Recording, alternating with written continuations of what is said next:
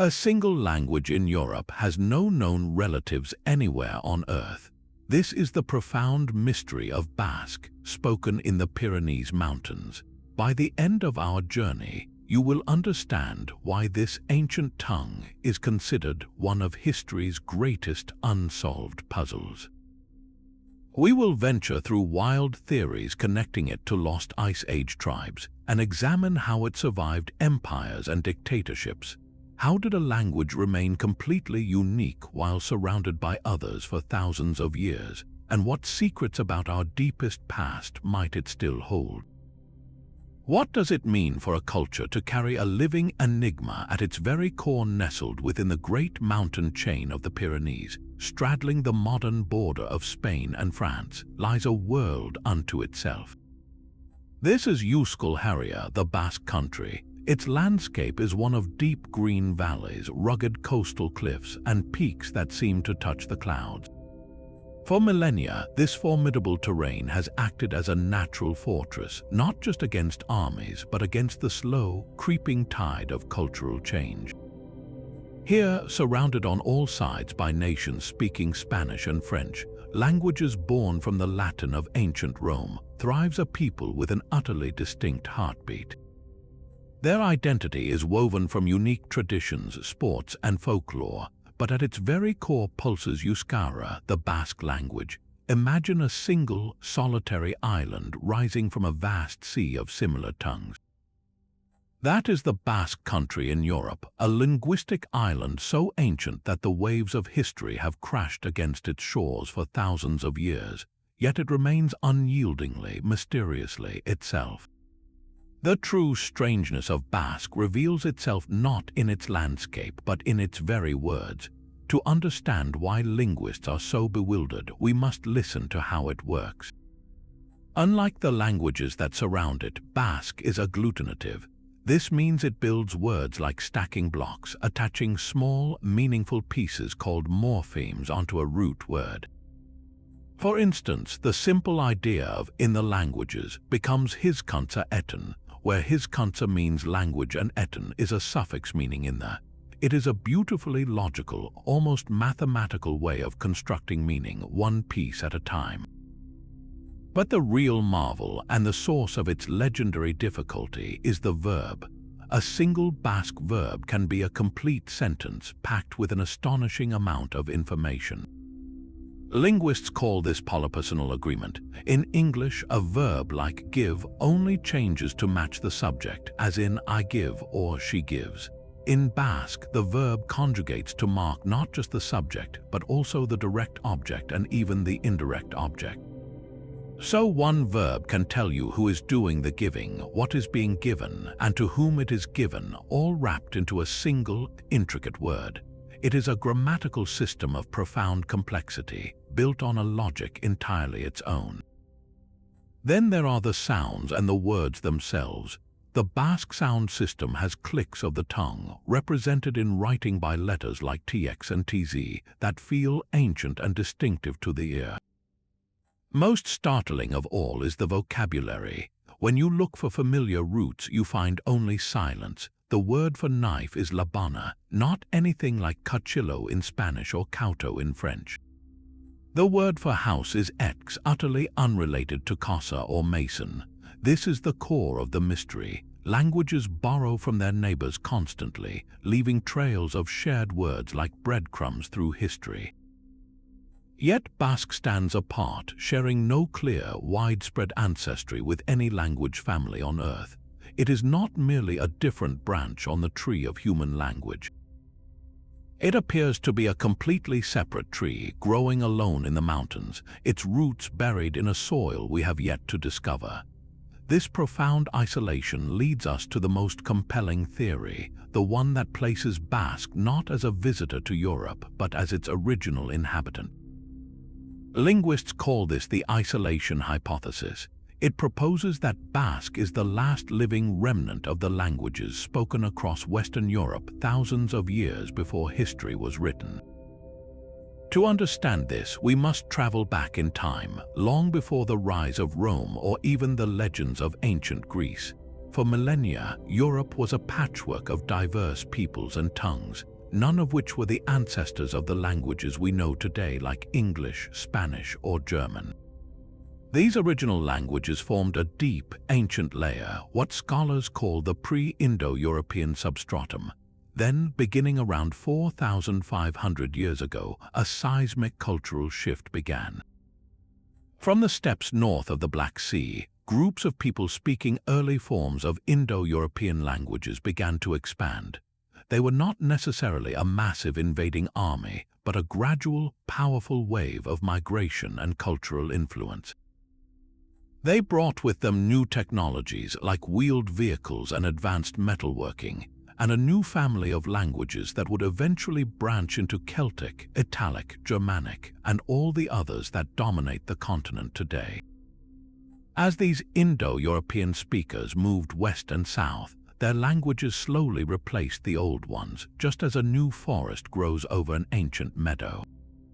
Imagine a map of Europe slowly changing color, as the vibrant hues of countless pre-Indo-European tongues are steadily painted over by the spreading shades of Celtic and later Latin.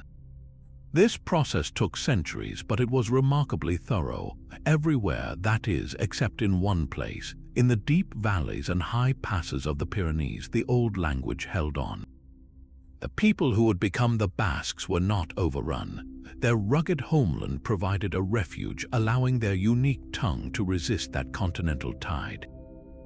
This theory is supported by fragments of evidence from the ancient world.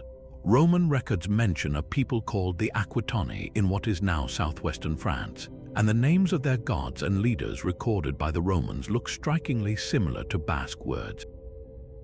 The ancient Iberians of eastern Spain left inscriptions that, while still undeciphered, show grammatical structures some experts believe hint at a distant relationship to Basque.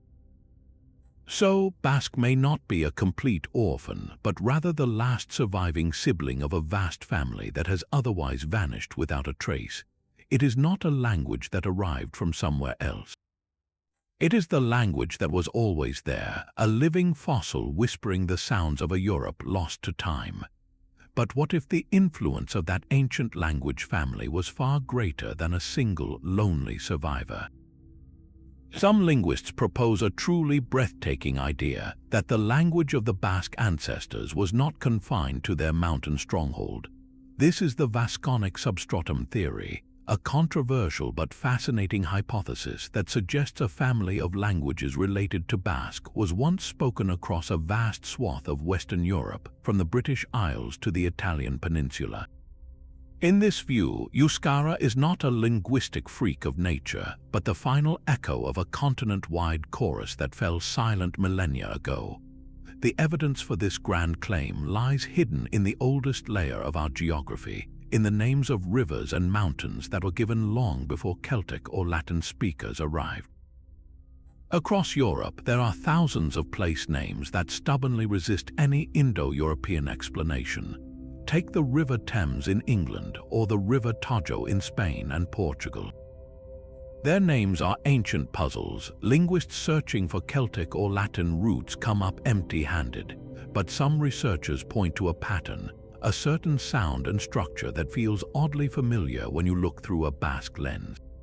The Basque word for river is ibai, and many ancient European river names contain elements like ar, or is, which correspond to Basque words for water, stone, or sky. The river Arno in Italy, the Ar in Switzerland, the Ebro in Spain, even the name of the Pyrenees mountains themselves, all might hold whispers of this lost Vasconic tongue. These names are like linguistic fossils, imprinted on the landscape by the very first people to name these features, their meaning now obscured but their form enduring through every wave of newcomers who simply adopted the old names. If this theory holds even a grain of truth, it completely reframes the story of Basque. It is no longer just a tenacious holdout in the mountains. It becomes the last living branch of a great submerged forest, a linguistic layer that shaped the very map of Europe. Every time we say Thames or Ebro, we might be speaking a fragment of that deep pre-Indo European past, uttering a ghost word from a world that Basque alone remembers in full. This search for lost linguistic relatives leads us to one of the oldest and most persistent ideas, a potential sibling in the ancient world. Across the mountains to the east, in the lands of modern-day Catalonia and Valencia, another enigmatic people thrived before the Romans arrived. They were the Iberians. Theirs was a sophisticated culture with its own writing, coinage, and cities, and they spoke a language that, like Basque, bore no resemblance to the Indo European family. The Iberian language is a ghost in the historical record. Its many inscriptions on stone, coins, and fragile lead sheets still largely undeciphered. For centuries, scholars looking at the map and the timeline have wondered, could these two non-Indo-European neighbors, the Basques and the Iberians, share a common root? The geographical proximity is undeniable. The Basque region and the ancient Iberian territory were not distant lands. They were neighboring cultures in a peninsula slowly being drawn into the Roman orbit. This physical closeness makes the idea of a historical connection feel intuitive, almost inevitable. The evidence, while sparse, is tantalizing. When linguists analyze the scant Iberian texts that do exist, they look for patterns, not just in vocabulary, but in the very architecture of the language. They have noticed intriguing parallels in how personal names were constructed. Some Iberian names appear to use similar suffixes, those little word endings, to those found in ancient Aquitanian names, which we believe were an early form of Basque. Furthermore, the structure of Iberian inscriptions, the way words are ordered and modified, hints at a grammatical system that feels familiar to someone studying Basque grammar. It is like looking at two different blueprints and noticing they use the same unusual type of joint or support beam, suggesting they might come from the same school of design. Yet, for all this tantalizing possibility, the Basque-Iberian hypothesis remains just that, a hypothesis trapped in the realm of the unproven. The primary obstacle is heartbreakingly simple. We simply do not have enough Iberian text to be sure. What survives are mostly short funerary inscriptions, coin legends, and a few longer but badly damaged lead sheets. It is as if we are trying to reconstruct an entire novel from a handful of random sentences and a list of character names. Without a bilingual Rosetta Stone, a text that translates Iberian into a known language like Latin, the code remains unbroken, so we are left with fragments and faint echoes. The connection feels possible, even logical, but the proof is buried too deep. This ancient Iberian language may have vanished, taking with it the answer to whether Basque once had a close cousin, leaving us with only a ghost of a possibility shimmering on the edge of history. Yet the search for Basque's family does not stop at the borders of Europe. To find another potential relative, we must travel thousands of kilometers to the east, to a different world of towering peaks and deep gorges, the Caucasus Mountains. Here lies one of the most linguistically diverse regions on Earth, home to languages like Georgian, Chechen, and Circassian, which form their own distinct families unrelated to Indo-European. In the early 20th century, some linguists looking at Basque noticed a startling grammatical resemblance to these far-off tongues. This sparked the Basque-Caucasian hypothesis, a daring idea that proposed a deep, ancient kinship across the vast expanse of Eurasia. The core of this argument lies in a complex grammatical feature called ergative-absolutive alignment. To understand this, think of a simple sentence like "the man sees the dog." In languages like English or Spanish, the subject of a transitive verb, the man doing the seeing, is treated the same as the subject of an intransitive verb, like in "the man sleeps." Both are just the man, but in an ergative language that logic flips. The subject of an intransitive verb, the man who sleeps, is grouped grammatically with the object of a transitive verb, the dog that is seen. A special marker, the ergative case, is then added to the subject who is actively doing something to someone else, the man who sees. This is not just a minor difference, it is a fundamentally different way of organizing the world through grammar. And remarkably, Basque is an ergative language, so are many languages of the Caucasus. For linguists like the German researcher Hugo Schuchert, this shared structural blueprint was a powerful clue. It suggested that Basque and the Caucasian languages might be distant cousins, descendants of a common ancestral tongue, spoken perhaps in a much different geographical world thousands of years ago. The theory is intellectually seductive, offering a neat explanation for Basque's isolation in Europe by giving it a family far away. It paints a picture of ancient migrations, of peoples carrying their language from the steppes or mountains of the east to the far western edge of the continent. However, for all its intrigue, the Basque-Caucasian hypothesis remains firmly on the fringe of modern linguistics. The biggest problem is the lack of any solid vocabulary connection. While grammar can be preserved over immense stretches of time, words themselves change more rapidly and are more readily borrowed. If two languages are truly related, you expect to find a core of shared, basic words for things like body parts, family members, or natural elements. Between Basque and any Caucasian language, that shared core simply has not been found. The words for mother, fire, or hand bear no resemblance. Furthermore, the geographical gap is staggering. We are asked to believe that a linguistic connection survived across the entire breadth of Europe, with no trace left in between for many thousands of years. It is a bridge built on a single, albeit strong, pillar of grammatical similarity, without the necessary foundation of shared words. So while the idea captures our imagination, suggesting a lost network of ancient peoples stretching from the Caucasus to the Pyrenees, it stands more as a testament to human curiosity than a proven historical fact. It shows us how far scholars are willing to look to solve this puzzle, and how, in the absence of easy answers, even the most distant possibilities must be considered.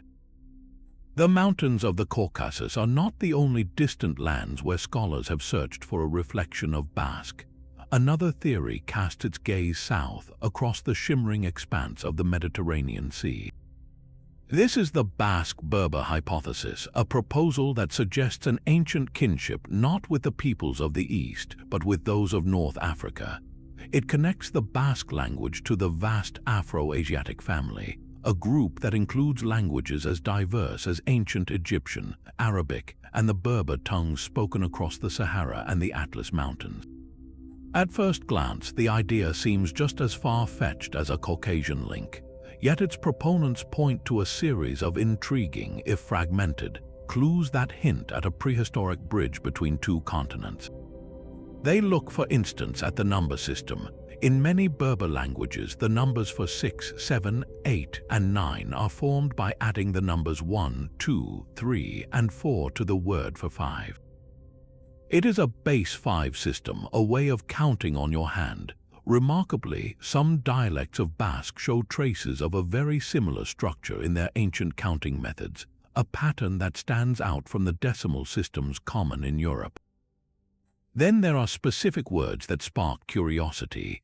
The Basque word for knife, labona, bears a striking resemblance to the Berber word lafanim. The word for goat, ahans, echoes the Berber ayan. These are not just any words, but terms for fundamental, everyday objects, the kind of vocabulary that often persists over immense stretches of time. Grammatical parallels also emerge, particularly in how both languages use prefixes and suffixes to modify words, building meaning in a layered, agglutinative fashion. For researchers who support this idea, these are not random coincidences.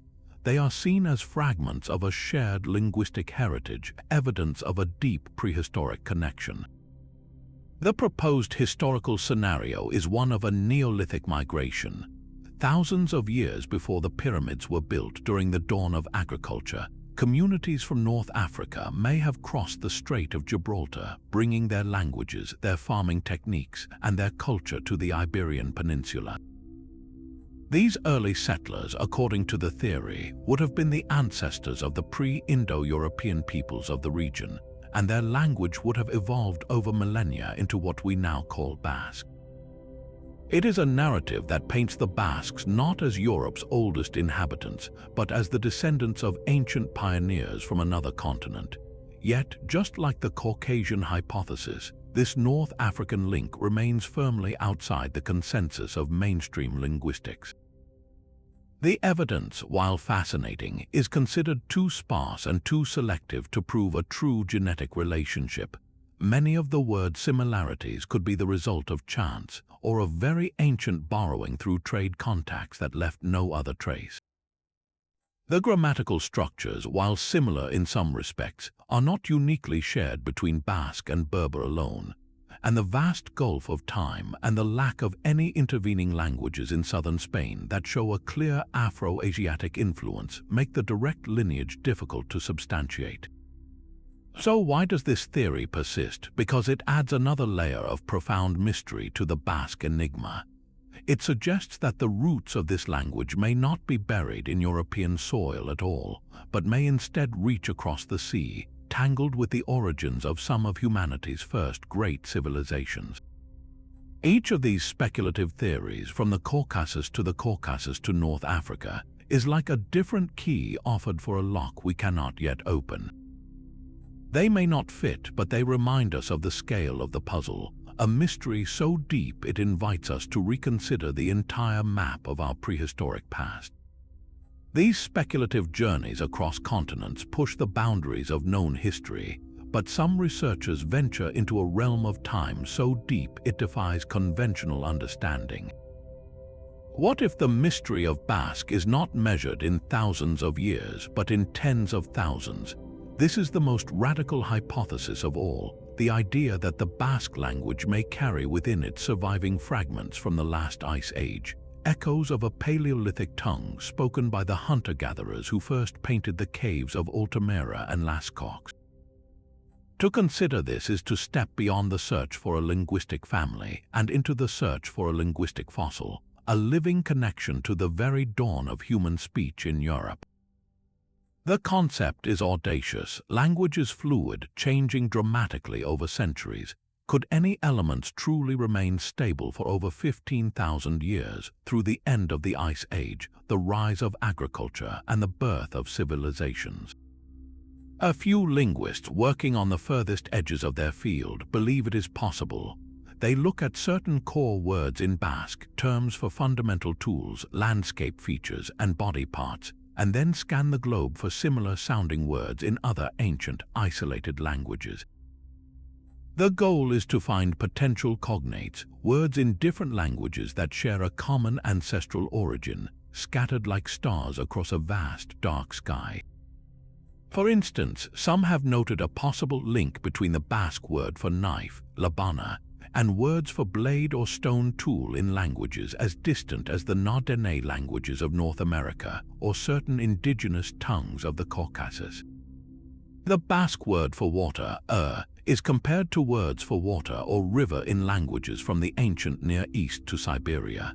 These researchers are not necessarily claiming a direct lineage, but rather suggesting that these shared, ultra-basic words might point back to a very ancient, shared vocabulary from a time when human populations were smaller and more interconnected than we once thought.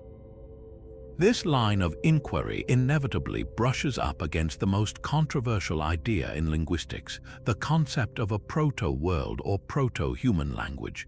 This is the theoretical, and many would say mythical, original language from which all human languages ultimately descended.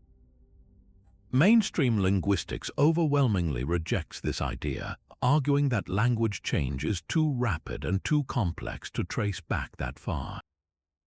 The time depth is simply too great, and any perceived similarities between vastly separated languages are far more likely to be due to chance, to the limited number of sounds the human mouth can make, or to independent invention, than to a common origin tens of thousands of years ago. Yet the enduring enigma of Basque is what keeps this fringe pursuit alive. Because Basque is such a profound outlier, because it fits nowhere, it becomes the perfect candidate upon which to project these deepest of longings to find a first language. It acts as a mirror, reflecting our own fascination with origins. The possibility, however remote, that we might hear in the word X for house or Su for fire a faint reverberation from a campfire in an Ice Age valley is a powerful narrative. It transforms the language from a historical puzzle into something almost mythical, a thread that might, just might, connect us to the very first people to call those Pyrenean mountains home. This is where the search for Basque's roots transcends academia and touches something deeper in the human spirit, a desire to hear the whispers of our collective dawn. For all its ancient mystery, Basque finally steps into the light of recorded history with the arrival of a formidable power, Rome. By the 2nd century before the Common Era, the legions were advancing into the Iberian Peninsula, a land of diverse tribes and tongues. Among these peoples were the Vascones, a tribal group whose name, given to them by Roman historians, would echo down the millennia to give us the word Basque. The Roman world was a machine of assimilation, and its most powerful tool was Latin. Where the empire built roads and founded cities, the Latin language followed, becoming the tongue of law, commerce, and prestige. Over centuries, the local vulgar Latin spoken in Hispania would evolve into the early forms of Spanish and French. This was a linguistic tide that submerged nearly every other language in Western Europe. Yet in the northern mountains, the Vascones and their distinctive language did not disappear. They were never fully conquered in the same way the plains were. Their homeland was not ideal for the large-scale agriculture or urban centers the Romans prized. Instead of a sweeping conquest, the relationship was often one of tense coexistence and limited integration. The Basque Country became a border region, a place of remote outposts and strategic passes, where the empire's control was more about influence than outright domination. This geographical and political buffer zone became the crucible of Basque survival, but survival did not mean isolation. The Basque language, in a display of remarkable resilience, did something clever. It opened its doors to Latin, but on its own terms. We can see this history etched directly into the Basque vocabulary today. When the Romans introduced new concepts, especially in areas where they held expertise, Basque simply borrowed the word. So we find Latin loanwords for things like administration, with words like liege for law from Latin lex and erege for king from rex. In agriculture, new tools and techniques came with Latin names like gari for wheat from farina. Even in religion, as Christianity slowly spread, Latin provided the words for church, Eliza from ecclesia, and angel, angeru from angelus. This was not a sign of weakness but of pragmatic adaptation. Basque absorbed these foreign terms like stones into a wall, but it used its own ancient mortar. It forced the Latin words to conform to Basque pronunciation and grammar. It fit them into its own agglutinative system, adding Basque suffixes to Latin roots. This process shows a language confident enough in its own structure to adopt new bricks without changing its foundational blueprint. The core of the language, its unique grammar, its basic vocabulary for family, the body, and the landscape remained untouched. So while the lowlands spoke a language evolving directly from Latin, the mountains spoke a language that had selectively borrowed from it, weaving a thread of Roman influence into a fabric that remained stubbornly, mysteriously its own. This encounter set the pattern for the next 2,000 years, a story not of conquest but of endurance through adaptation. The resilience forged under Rome would be tested by a new world order after the empire's fall. As Europe fractured into warring kingdoms, a powerful Basque-led state emerged from the Pyrenean shadows, the Kingdom of Navarre. For centuries, this sovereign realm provided the political sanctuary and cultural confidence necessary for the Basque language to not just survive, but to begin its journey from the spoken word to the written page. Navarre was not an ethnic Basque state in a modern sense, but a medieval kingdom where Basque nobility held significant power, and where the language of the countryside, Euskara, enjoyed official prestige alongside Occitan and Latin. This stability created a crucible for cultural expression. Within the secure scriptoria of monasteries like San Millan de la Cogolla, just south of the Navarrese border, we find the first ghostly whispers of written Basque. In the 10th century, a monk, perhaps a native Basque speaker copying a Latin text, grew frustrated. In the margins of the manuscript, he scribbled small translations to aid his understanding. Next to the Latin phrase, et ate ille Isus, and Jesus said to him, he wrote the Basque words Jesiokwi dugu, we have illuminated him. These are the glosses emilenenses, the Emilian glosses. They are not literature or law, but a practical, intimate act of translation, a fleeting glimpse of a living tongue breaking through the formal Latin veil. For linguists, these glosses are a treasure beyond price, the first verifiable snapshots of the Basque language in history, proving its vitality in the medieval mind. This monastic scribble was a seed, with Navarre acting as a protective shell. That seed slowly grew over the following centuries. Basque began to appear in official documents, in fragments of poetry, and in personal letters. The true flowering, however, required a technological revolution, the printing press. In the year 1545, a priest and poet named Bernard de Chepper, working in the region of Lower Navarre, achieved something monumental. He published a small book of love poems and devotional verse titled Lingui Vasconum Primitiae, the first fruits of the Basque language. This was not a translation, not a gloss in a margin, but a deliberate, proud work of original literature created to prove that Basque was as capable of poetic beauty as French or Spanish. De Chepper's preface is a defiant manifesto for his mother tongue. He writes that others have mocked Basque as a language fit only for the home, but he will show its grace and power to the world. His book is a birth certificate.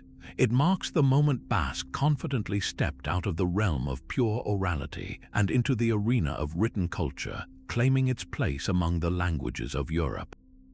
The medieval period, framed by the Kingdom of Navarre, transformed the Basque story. It was no longer just about a language stubbornly refusing to die.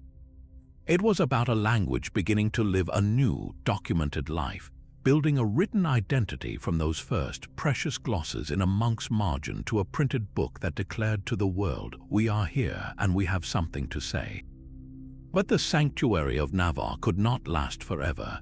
As the Middle Ages gave way to the age of modern nation-states, a new and far more systematic threat emerged, one that viewed the very existence of Basque not as a cultural treasure, but as a political problem.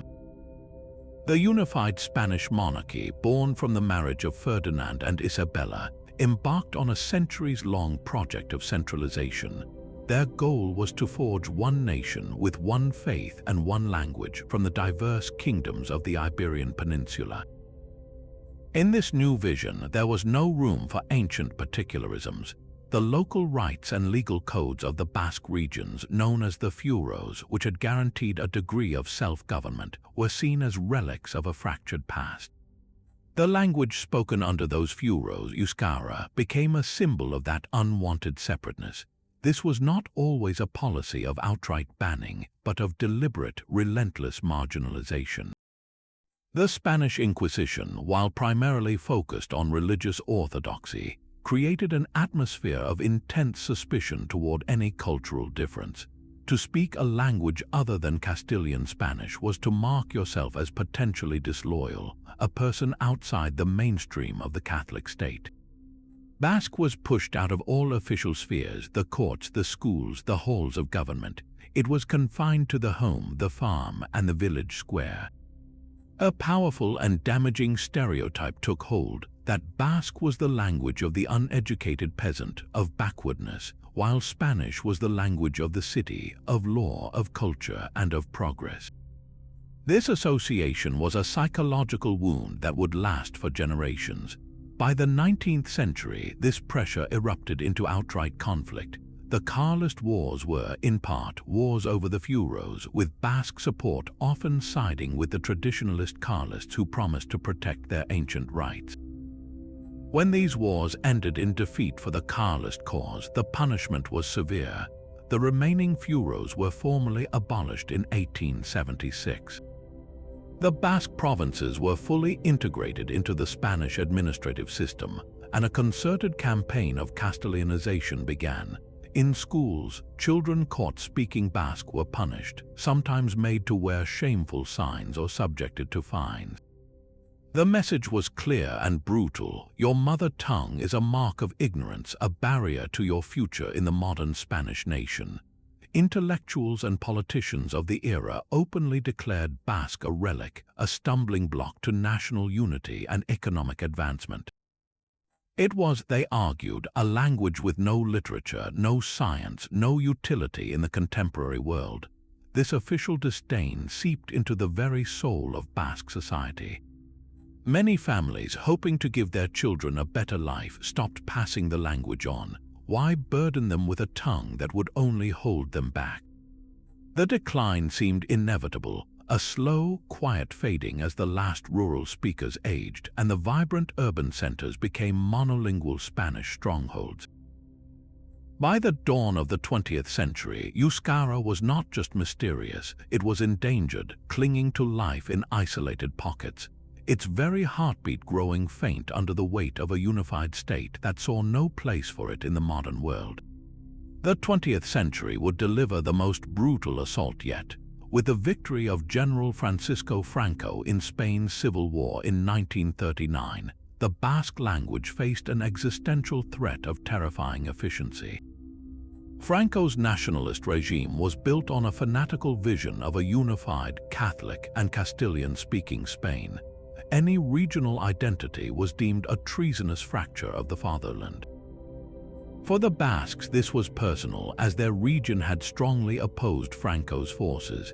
The punishment was cultural eradication. An explicit, absolute ban was imposed. It became illegal to speak, teach, or publish in Basque in any public space.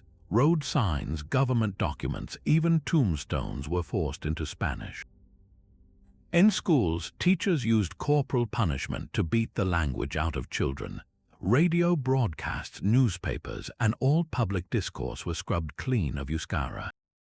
The regime's goal was not just marginalization but silence, to sever an entire people from the sound of their own history and identity.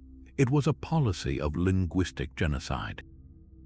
Yet in the shadows, a different story was being written. If the state demanded silence, the people would create a whisper network. The most powerful act of defiance was the creation of secret ikastolak, underground Basque language schools. Organized in private homes, church basements, and hidden back rooms, these were acts of immense courage. Parents risked imprisonment to have their children taught by volunteer teachers working from smuggled, hand-copied textbooks.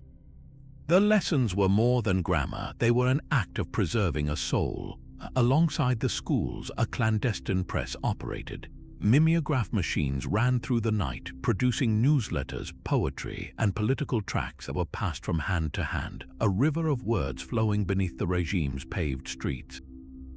Activists like the linguist Koldo Mixilina, who had been imprisoned by Franco, worked tirelessly to standardize the language's orthography from his university post, a subtle form of academic resistance that laid groundwork for the future.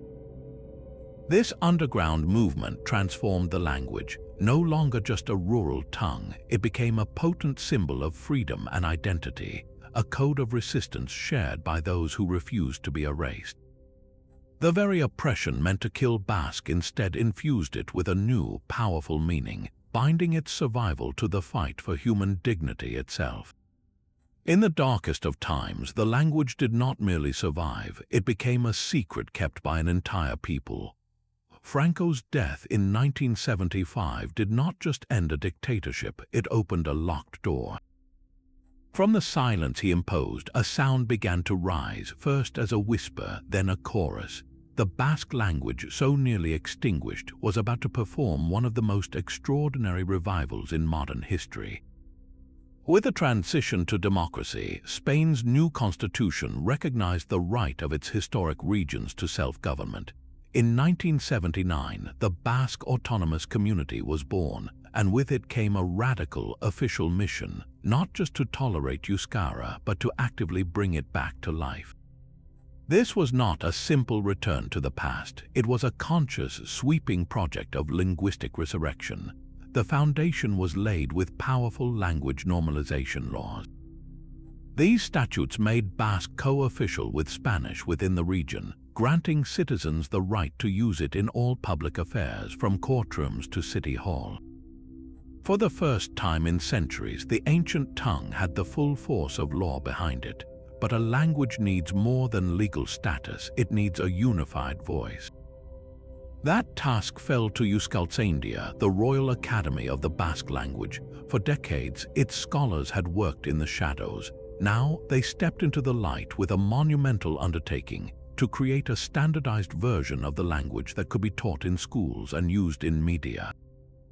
The result was Batua, meaning the unified one. Basque, for all its ancient roots, was a language of deep dialectal variation. A speaker from a coastal town might struggle to understand someone from a distant valley. Batua wove these threads into a single, strong tapestry. It established common rules for spelling, grammar, and vocabulary, drawing from the rich well of all the dialects. Critics feared it would sound artificial, but its creators were careful, building it from the living language itself. Batua became the bridge, allowing a child in Bilbao to learn the same Basque as a child in Bayonne, and for news broadcasts to reach every corner of the country. With this tool in hand, the revival moved into the heart of society, the classroom. The government launched a massive, sustained investment in Basque medium education. A network of public ikastolak, the once secret schools, now flourished openly. Parents could choose from 3 models: instruction entirely in Basque, bilingual programs, or instruction primarily in Spanish with Basque as a subject. The majority began choosing the Basque-intensive models. Teachers were trained by the thousands, and new textbooks for every subject, from mathematics to biology, were published in Batua. The goal was clear: to create a new generation of fluent, literate Basque speakers who could use their language in any field, from science to art. The effort extended into the living room. In 1982, Euskal Telebista (ETB) began broadcasting. For the first time, families could watch the evening news, children's cartoons, dramas, and sports commentary entirely in Basque. It normalized the language, making it a part of daily modern life, not just a relic of the farm or a symbol of protest. Simultaneously, the public administration was transformed. Government jobs required varying levels of Basque proficiency, incentivizing adults to return to night classes and learn the language of their grandparents. The statistics tell a story of stunning success. In the early 1980s, the number of fluent Basque speakers was in steep decline, with the language primarily confined to older, rural populations. Today, that trend has completely reversed. Over 1.2 million people in the Basque autonomous community now speak Basque, with fluency rates among the young soaring. In some cities, you are as likely to hear Euskara on a trendy cafe terrace as in a mountain village. This is not merely preservation, it is growth, a language expanding its domain into the digital age with software, social media, and a vibrant online presence. From the brink of state-enforced oblivion, the Basque language did more than survive. It staged a defiant and meticulously planned comeback, a true phoenix rising from the ashes of repression. This linguistic revival faced a monumental challenge, one buried in the very geography it sought to unite. For centuries, Basque was not one language but many. Isolated by those same protective mountains and deep valleys, distinct dialects had evolved in splendid isolation. A fisherman in the coastal town of Bermeo spoke a variety that sounded almost foreign to a shepherd in the high valleys of Seoul, just 100 miles inland. Linguists traditionally identified 8 major dialects, each with its own grammatical quirks, pronunciation, and vocabulary. The word for house could be ex in one region and exia in another. The verb conjugations followed different patterns. This rich fragmentation was a testament to the language's ancient, organic roots, but it was also a practical barrier. How could you teach a single language in schools, broadcast a news program, or publish a law that everyone could understand when no single version of Basque was universally shared? The survival of the language now depended on an almost paradoxical feat, preserving its ancient soul while forging a modern, unified tool. This impossible task fell to Euskaltzaindia, the Royal Academy of the Basque language. Throughout the 1960s and 70s, its scholars undertook a project of profound linguistic engineering. Their goal was not to invent a new language, but to construct a standard, a common bridge. They called it Euskara Batua, Unified Basque. The architects of Batua made a crucial and controversial decision. They would base this new standard not on any single living dialect, but primarily on the central dialects of Gipuzkoa and parts of Navarre, which were seen as having preserved many archaic features and enjoyed a certain literary prestige. They then carefully incorporated compatible elements from other dialects, weaving together the strongest threads from across the tapestry. The Academy established standardized rules for everything, from spelling and verb conjugation to the creation of new words for modern concepts. A computer, for instance, became Ordinagelu, a logical new construction using Basque roots. The introduction of Batua was not met with universal celebration. It sparked passionate, sometimes painful, debates. For many native speakers, especially the elderly in rural areas, their local dialect was not just a way of speaking. It was their identity, the language of their home, their family, and their landscape. To them, Batua could sound stiff, artificial, a bureaucratic imposition from the city. Some feared it would steamroll the living dialects, rendering them obsolete and severing a direct link to the past. There was a real tension between the purists of tradition and the pragmatists of survival. Could a constructed standard ever carry the same emotional weight as the dialect learned at a grandmother's knee? Yet the necessity of Batua soon became undeniable. It was the indispensable key that unlocked the language's future. For the first time, a single textbook could be used in classrooms across the entire region. Children in Bilbao and Bayonne could learn the same grammar, building a shared linguistic foundation for their generation. The new public television channel, Euskal Telebista, needed a consistent language for its broadcasts, and Batua provided it, beaming a unified Basque into living rooms every night. The regional government could draft legislation, issue driver's licenses, and run its websites in a clear, official language that all citizens were learning. Batua did not replace the dialects. Instead, it created a new, public layer of the language. Today, many people are effectively bilingual in two forms of Basque, speaking their local dialect with family and using Batua at work, in school, or while consuming media. This duality is the genius of the revival, a way to honor deep local roots while growing strong new branches.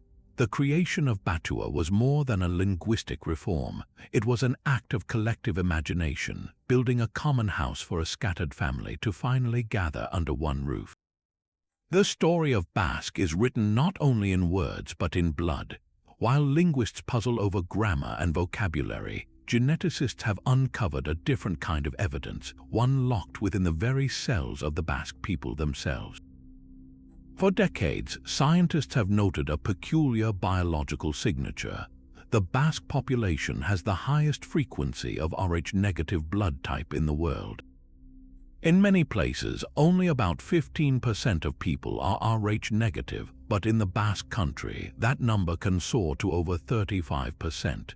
This is a striking statistical outlier, a hint that this population's history followed a different path. But Rh factor was just the beginning. The real revolution came with the ability to sequence DNA, to read the human genome like a historical document. When researchers began analyzing Y chromosomes passed from father to son and mitochondrial DNA passed from mother to child, they found something extraordinary. The Basque people carry genetic lineages that are markedly distinct from their Spanish and French neighbors. Certain Y chromosome haplogroups, which are like genetic surnames tracing deep paternal ancestry, are far more common in the Basque region than anywhere else in Europe. Similarly, unique mitochondrial DNA lineages suggest a maternal ancestry that has remained remarkably undisturbed for a very, very long time. This genetic distinctiveness isn't just a minor variation. It paints a picture of profound isolation.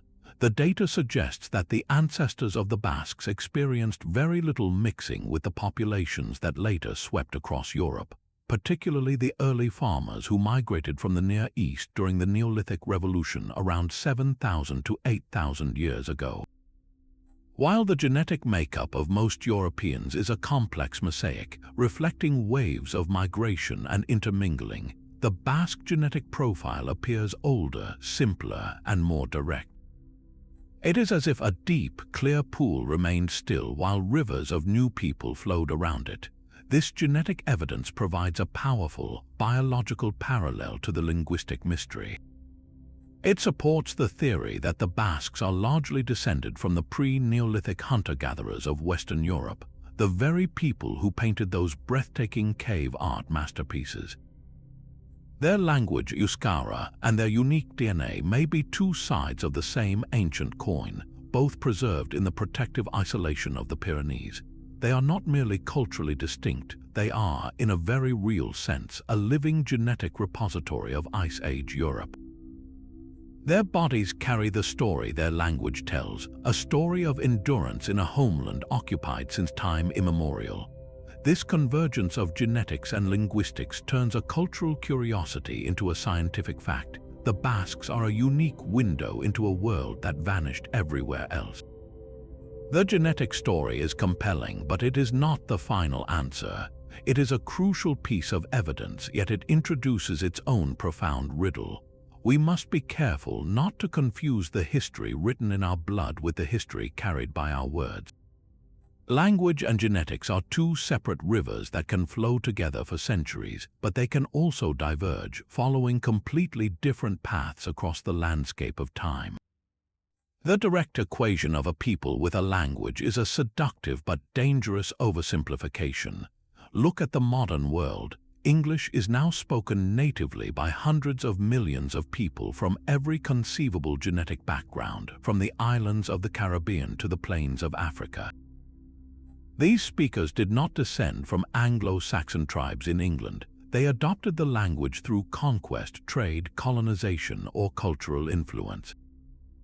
The English language spread far faster and wider than English genes ever did. This is the rule, not the exception. Latin did not spread across Europe because Romans outbred everyone else. It spread because their empire created a world where speaking Latin meant access to power, law, and commerce. The same process happens constantly on smaller scales. So what does this mean for the Basque enigma? The unique genetics of the Basque people tell us that their biological lineage has been remarkably stable in that mountainous refuge. But the language they speak today, Euskara, could theoretically have a different story.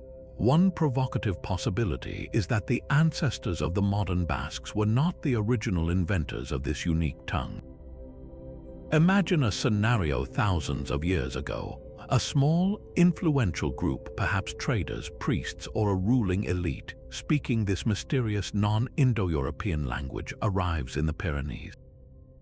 The local population, genetically distinct and already living there, adopts this new language over generations because it offers social advantages, prestige, or spiritual power. Over centuries, the original language of the elite vanishes elsewhere, but in the isolation of the mountains, it takes root and becomes the mother tongue of the entire community. In this scenario, the Basque language would be a relative newcomer, adopted by a people whose genetic roots are far older. Their DNA would still show that deep, isolated European heritage, but their words would tell a story of cultural adoption from a source we may never identify. This is not a proven theory, but it is a necessary thought experiment. It cautions us against a simple, neat narrative. The convergence of unique genetics and a unique language in the same place is powerfully suggestive, but it is not definitive proof of a single, unbroken lineage from the Ice Age. The language could be as ancient as the genes, a twin heritage preserved in tandem, or the language could be a later arrival that found a perfect, isolated home in a genetically distinct population. The genes tell us who stayed, the language tells us what they eventually came to say. Untangling this relationship is perhaps the central challenge of the Basque mystery. It reminds us that a culture is not a monolith, but a dynamic tapestry woven from threads of biology, choice, circumstance, and the immense, unpredictable power of the words we pass down. These everyday words are the heart of the mystery. Take the word for house, X. It is a concept so fundamental that its name is often among the most ancient and stable in any language. In the Indo European family, you can trace a clear lineage from the Latin domus to the Spanish casa, and from the Germanic hus to the English house. But X stands completely apart. Linguists have combed through ancient Celtic vocabularies, scoured early Latin inscriptions, and looked to long-lost Mediterranean tongues, yet no convincing ancestor for X has ever been found. It is as if the Basques invented the concept of shelter entirely on their own, giving it a name born in their mountains, unrelated to any other. The same profound isolation surrounds the word for man, gizon. Compare it to the Latin homo, the Greek anthropos, or the Germanic man. There is no shared root, no hint of a common prehistoric word for humanity from which gizon descended. It exists in its own semantic universe. Then there is water, the source of all life. Its Basque name, is starkly simple, a single syllable that echoes in rivers and seas. Yet it shares nothing with the Indo-European aqua or wasser, nor with the Latin aqua that gave us so many Romance language words. Even the word for the sun, eguski, offers no easy answers. You might hope to find a link to the Latin sol or the Greek helios, but the structure of eguski is uniquely Basque, possibly derived from a phrase meaning the one of the day, but built from components that themselves have no clear foreign origin. These are not obscure technical terms, they are the bedrock vocabulary of daily existence. For a linguist, this is where the mystery becomes almost tactile. When you try to trace the lineage of these words, every path leads to a cliff's edge. Attempts to connect X to a hypothetical Mediterranean substrate, or to force a link between and ancient words for water in the Caucasus have all crumbled under scrutiny. The words simply refuse to fit into any known family tree. This means that when a Basque child learns to say X, they are speaking a word that could be 10,000 years old, a phonetic artifact from a time before history, preserved with a clarity that defies the normal ravages of time. Each common utterance is a small, living fossil, a daily reminder that some puzzles are so deep, they are built into the very fabric of a people's thought. This profound linguistic isolation did not go unnoticed by the people who lived it. Long before geneticists or linguists arrived with their theories, the Basques crafted their own explanations for the strangeness of their tongue, weaving answers into the rich tapestry of their mythology. In a world where science had no voice, story became the keeper of truth.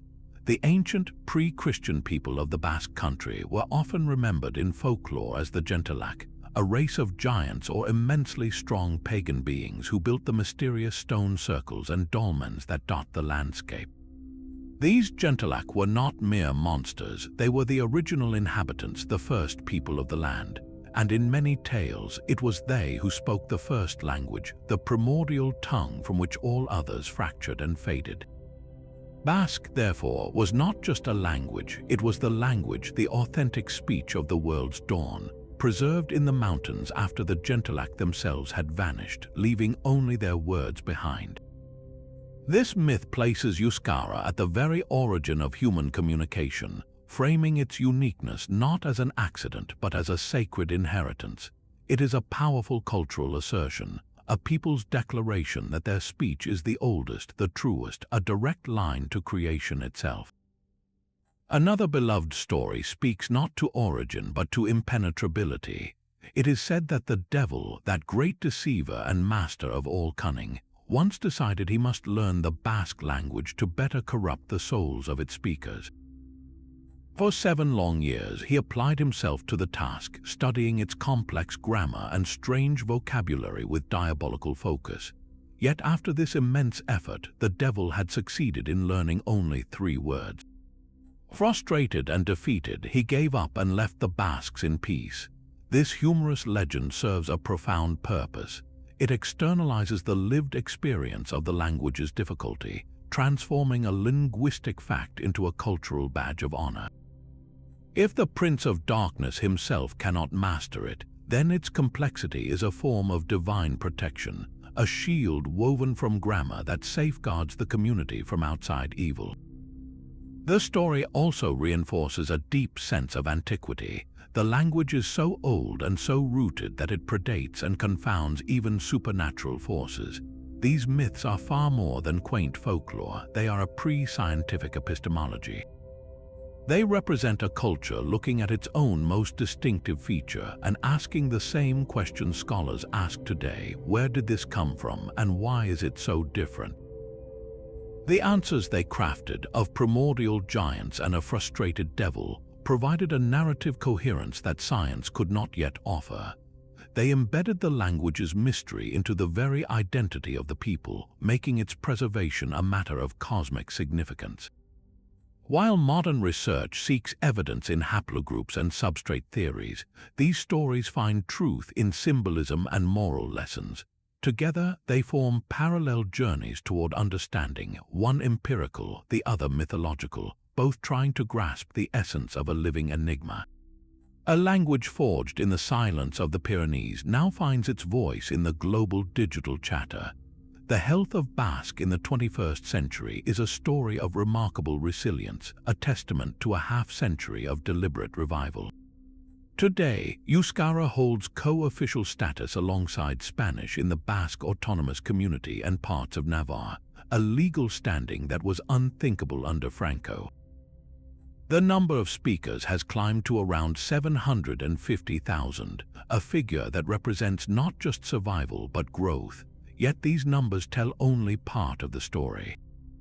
The true battleground for the language's future is no longer the mountain village, but the bustling city street and the glowing smartphone screen. In urban centers like Bilbao and San Sebastián, the language faces its most persistent challenge.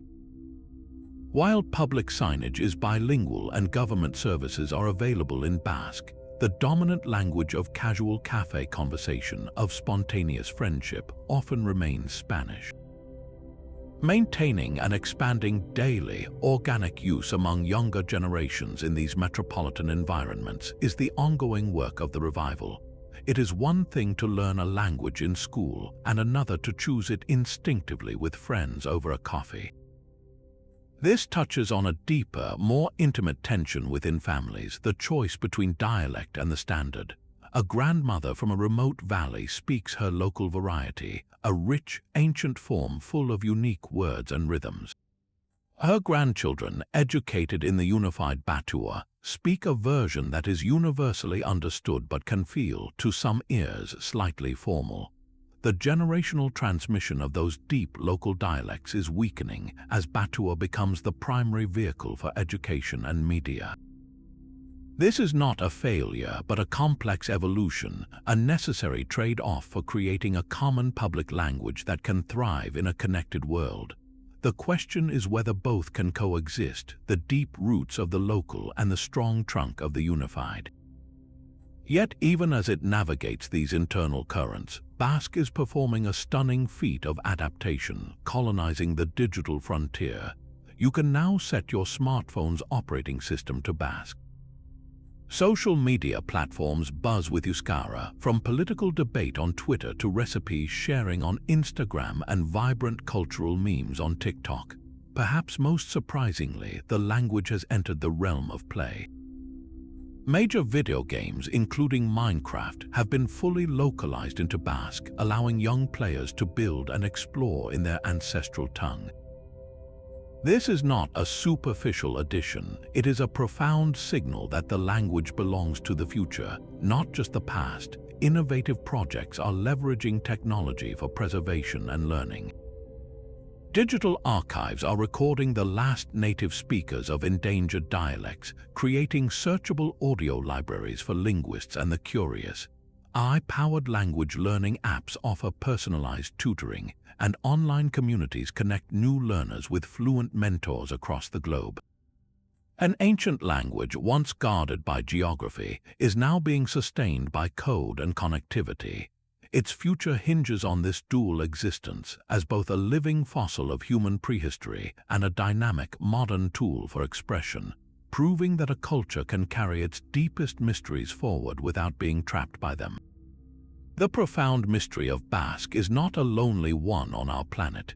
It belongs to a rare and fascinating category known as language isolates. An isolate is a language with no demonstrable genetic relationship to any other living tongue, a solitary branch on the vast tree of human speech with no known siblings or parents. Think of it as a linguistic island surrounded by an ocean of unrelated languages with no bridge connecting it to the mainland of a larger family. Basque is Europe's most famous example, but it is not alone.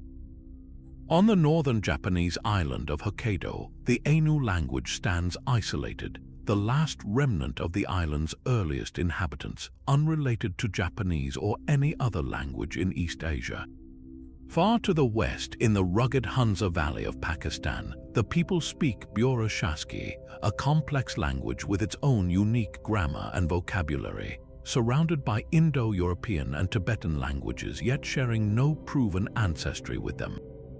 These languages and others like Ket in Siberia or Nihali in India are puzzles in their own right, each a world of meaning built on a foundation we cannot trace.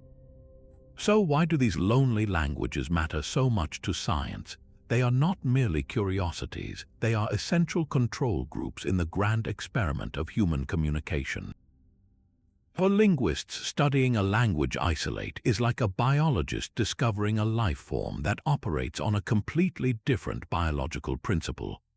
Most of the world's languages can be grouped into families like Indo European, Sino-Tibetan, or Niger-Congo, allowing scholars to compare them, reconstruct their ancestral forms, and identify universal patterns of change. But isolates defy this comparative method.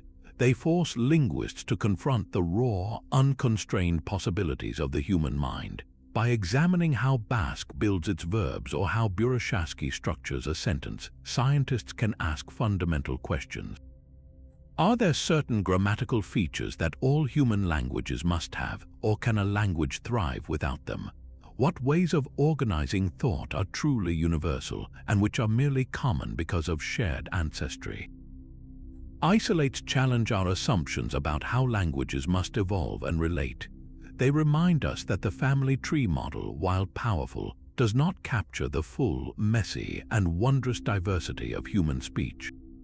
Each isolate is a unique blueprint for constructing reality, a testament to the incredible creative capacity of our species to spin complex webs of meaning from sound, independent of any template. In a world where connections are constantly being drawn, these languages stand as powerful monuments to the possibility of absolute originality. At the heart of this enduring mystery lies a fundamental clash of scientific methods. To understand why Basque's origins remain officially unknown, we must step into the world of professional linguistics and see how these language detectives build their cases. The gold standard, the method used to establish every major language family on Earth, is the comparative method.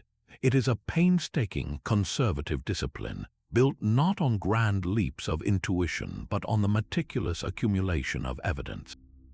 Imagine two languages are suspected to be long-lost cousins. The comparative linguist does not simply point out a few words that sound alike. Instead, they search for systematic sound correspondences across a wide range of basic vocabulary. They look for patterns. For example, if the word for father in one language consistently starts with a P sound where the other uses an F, and you see that same P to F shift in fish, foot, and fire, you have found a rule. This is not coincidence, it is a historical law of sound change. The linguist then uses these rules to reconstruct the vocabulary and grammar of the hypothesized parent language called a proto-language. This reconstructed system must be internally consistent and able to logically explain the features found in all the daughter languages. It is a slow, brick-by-brick process of building a family tree from the ground up, and it has proven the relationships within families like Indo European beyond any reasonable doubt. When applied to Basque, however, the comparative method hits a wall.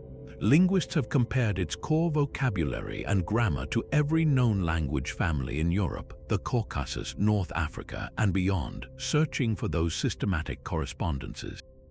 They have not found them. The few tantalizing word similarities that do exist, like labona for knife, are isolated. They do not follow a pattern of consistent sound shifts across dozens of other basic terms. Without that systematic evidence, mainstream linguistics cannot, in good scientific conscience, declare Basque related to any other language. It remains an isolate. This conservative stance inevitably breeds a more daring, speculative counterpart, known as long-range or macro-family linguistics. These researchers look at the same puzzle and see a different kind of picture. They argue that the comparative method, while excellent for studying languages that diverged in the last 5,000 to 8,000 years, is ill-equipped to probe relationships that might be 10, 15, or even 20,000 years old.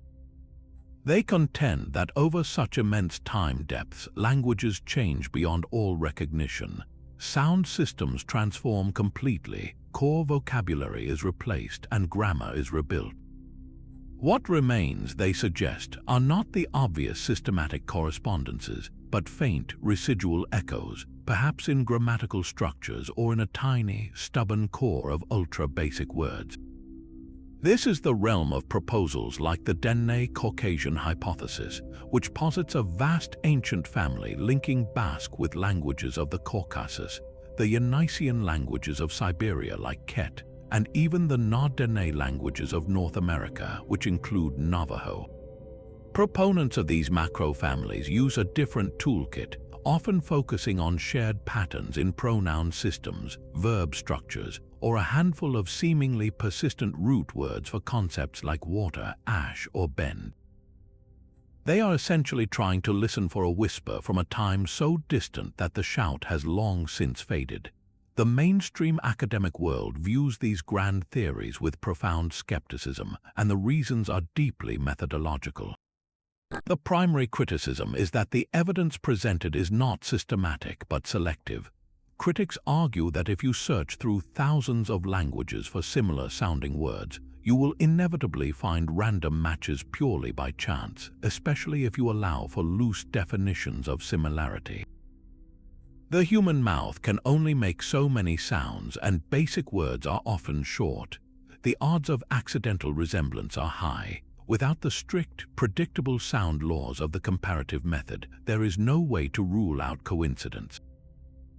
Furthermore, these macro-family proposals often rely on mass lexical comparison, looking at word lists from many languages at once without first establishing their more recent, proven relationships. This, critics say, is like trying to prove humans and fish are closely related by pointing out we both have eyes, while ignoring the vast, documented evolutionary tree that separates us. The long-range linguists counter that their work is simply at an earlier, more exploratory stage, and that dismissing it outright stifles innovation. They ask how we can ever hope to understand human prehistory if we only use tools designed for the relatively recent past. This methodological debate is not just academic squabbling, it defines the very boundaries of the possible in our search for origins. The conservative linguist stands on the solid ground of proven methodology, unwilling to step onto the speculative ice of a grand theory without a bridge of systematic evidence. The long-range linguist stands on the edge of a vast, unexplored chronological abyss, convinced that new tools and a broader perspective are needed to see the connections that time has nearly erased. For the viewer, this tension is crucial to grasp. It explains why, after centuries of study, you will not find a definitive entry in a textbook stating Basque is related to language X. The mystery persists not for lack of trying, but because the highest standards of linguistic proof have not yet been met by any of the proposed solutions. The language remains in a state of magnificent, frustrating suspension, its roots tantalizingly visible yet forever just beyond the reach of our most trusted scientific tools. The search for Basque's family tree is more than a linguistic puzzle. It is a key that could unlock the very first chapters of the European story, long before written records began. Every theory, from the Ice Age survivor to the lost cousin of ancient Iberians, is an attempt to read a history that has left no other books. When we listen to Basque, we are not just hearing a strange language, we are potentially hearing the echo of a continent before the arrival of the Celts, before the rise of Rome, before the spread of the Indo European tongues that now define the modern map. This makes the mystery a direct challenge to simple, sweeping narratives of human history. We often think of the past in terms of clear waves, one people replacing another. But Basque suggests a far more complex, layered reality. It hints at persistence, at communities who were not swept away but who endured, adapting and absorbing influences while holding fast to the core of who they were. The Basque story is one of incredible cultural survival against staggering odds. For thousands of years, this language has weathered the rise and fall of empires, the pressure of nation-states, and the targeted policies of eradication. Its survival is a monumental testament to human resilience, to the fierce, quiet determination of a people to maintain their voice in the world. This endurance transforms the language from a historical artifact into a living symbol. It represents the fundamental human right to a distinct identity, the right to think and dream and pray in the words of your ancestors. This struggle is not unique to the Pyrenees. It resonates deeply with indigenous and minority communities across the globe, from the Ainu in Japan to the Quechua speakers in the Andes, who fight to keep their languages alive against the tide of globalization and homogenization.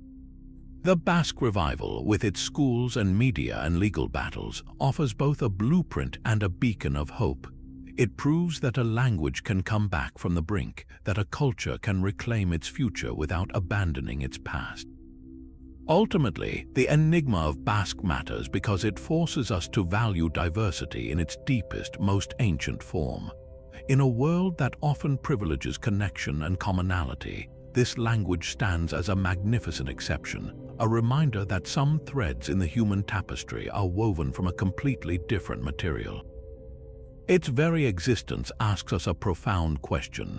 How much richer is our understanding of humanity because this solitary, stubborn, beautiful language refused to disappear? So we are left with a living enigma, a language that has journeyed through time like no other. We have traced the unique architecture of Euskara, its agglutinative grammar and solitary vocabulary that echoes in words like X and Gaizon, standing apart from every known family on Earth. We have followed its harrowing historical path, from a potential Ice Age whisper to a cornerstone of the medieval kingdom of Navarre, through centuries of marginalization and a brutal 20th century ban, only to witness its stunning, defiant revival in classrooms and on digital screens. And we have wandered through a labyrinth of theories, each trying to solve the ultimate puzzle. Is Basque the last survivor of Europe's original tongues, a relic of the pre-Indo European world? Could it be a distant cousin of long-lost Iberian, or part of a vast, speculative ancient network stretching to the Caucasus or North Africa? The evidence, from genetics to place names, offers clues but no verdict. The mystery endures precisely because Basque refuses to fit into our neat linguistic boxes. It defies the comparative method, that trusted tool of linguistics, by offering no systematic bridge to any other tongue. It is Europe's oldest living language, not in the sense of being unchanged, but in its profound, unbroken continuity. It is a silent witness to millennia, having heard the footsteps of Roman legionaries, medieval pilgrims, and modern soldiers, yet retaining a core that remains untouched and untranslatable. This is not a failure of science, but a triumph of human cultural complexity. Some puzzles are so deep they become part of the landscape, and the Basque language is one of them. It asks us to sit with the unknown, to appreciate that some stories are written in a dialect of history we are still learning to read. What do you think, after this journey through the mountains and mysteries, which origin story feels most compelling to you? Share your thoughts in the comments below, and if you enjoyed this deep dive into one of history's greatest linguistic puzzles, be sure to subscribe for more explorations into the mysteries of our past.